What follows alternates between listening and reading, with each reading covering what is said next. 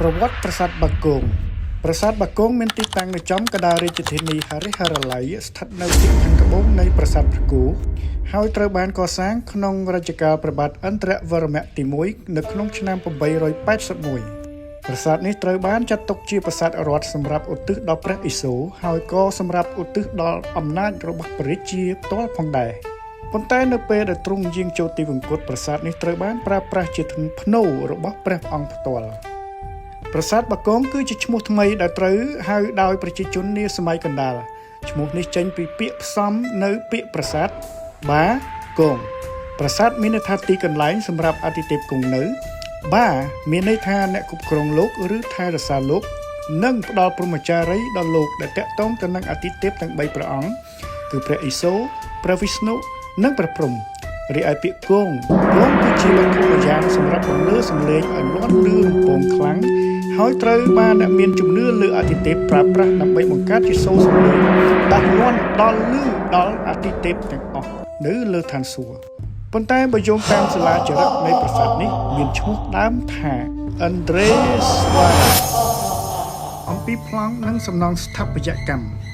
ខ្លោងទ្វារសំខាន់របស់ប្រាសាទបែរទៅទិសខាងកើតប្រាសាទបាគងមានទំហំធំក្នុងទម្រង់ជាប្រាសាទភ្នំសិប្បនិមិត្តសង់អំពីថ្មភក់លាតសន្ធឹងលើផ្ទៃដីដែលមានបណ្ដោយ900ម៉ែត្រនិងទទឹង700ម៉ែត្រ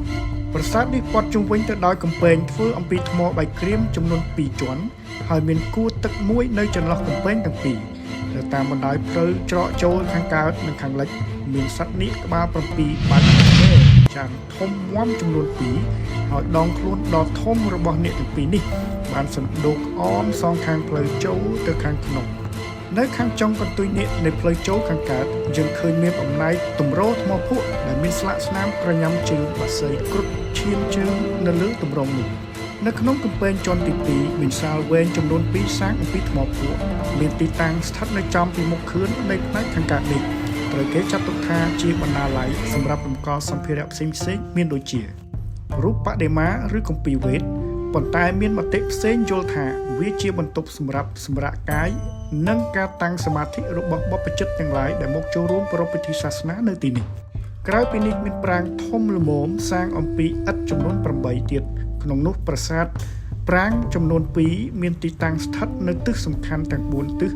គឺទិសខាងកើតមានចំនួន2ទិសខាងជើងមានចំនួន2ទិសខាងលិចមានចំនួន2និងទិសខាងត្បូងមានចំនួន2នៅខាងមុខជណ្ដើរឡើងនៃគ្រប់ទិសធំទាំង4ត្រូវបានគេតាំងលម្អរូបព្រះគោក្រាបលើទម្រចំនួន4ផ្សេងគ្នាក្នុងនោះរូបគោនៅទិសខាងលិចមានលក្ខណៈនៅល្អជាងគេ